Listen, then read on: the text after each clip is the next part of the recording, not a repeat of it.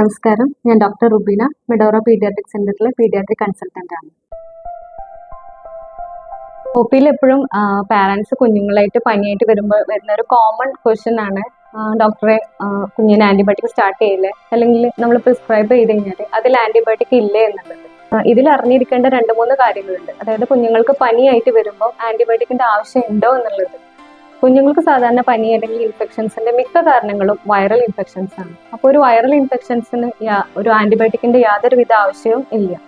അപ്പം നമ്മൾ ഈ കുഞ്ഞുങ്ങൾക്ക് ചില പാരന്റ്സ് ചെയ്യുന്നതാണ്, വീട്ടിൽ മറ്റു കുട്ടിക്ക് പനി ഉണ്ടെങ്കിൽ അവർക്ക് കൊടുത്ത ആന്റിബയോട്ടിക്സ് കുഞ്ഞിന് കൊടുക്കുക, അല്ലെങ്കിൽ മുൻപ് എപ്പോഴെങ്കിലും പനി ഉണ്ടായിട്ട് അതിന് കൊടുത്തിരുന്ന ആന്റിബയോട്ടിക്സ് വീണ്ടും അവർ ഡോക്ടേഴ്സിനെ കാണിക്കാത്ത സ്റ്റാർട്ട് ചെയ്യുക. ഇങ്ങനത്തെ പ്രവണത ചില പാരന്റ്സിന്റെ ഇടയിൽ നമ്മൾ കാണാറുണ്ട്. അപ്പം ഇങ്ങനെ ആവശ്യമില്ലാത്ത കുഞ്ഞുങ്ങൾക്ക് ആന്റിബയോട്ടിക് കൊടുക്കുമ്പോൾ അതിന്റെ സൈഡ് എഫക്ട്സ് വരും. ഉദാഹരണത്തിന് ഡയറിയ, വയറിളക്കം വരാം. അതുപോലെ കൊടുത്ത ആന്റിബയോട്ടിക്കിന് ചിലപ്പോൾ കുഞ്ഞിന് അലർജി ഉണ്ടാക്കാം, അല്ലെങ്കിൽ പിന്നീട് ഈ ഒരു ആന്റിബയോട്ടിക് പ്രതികരിക്കാത്ത രീതിയിൽ, അതായത് ആന്റിബയോട്ടിക് റെസിസ്റ്റൻസ് മുതലായവ വരാൻ സാധ്യതയുണ്ട്.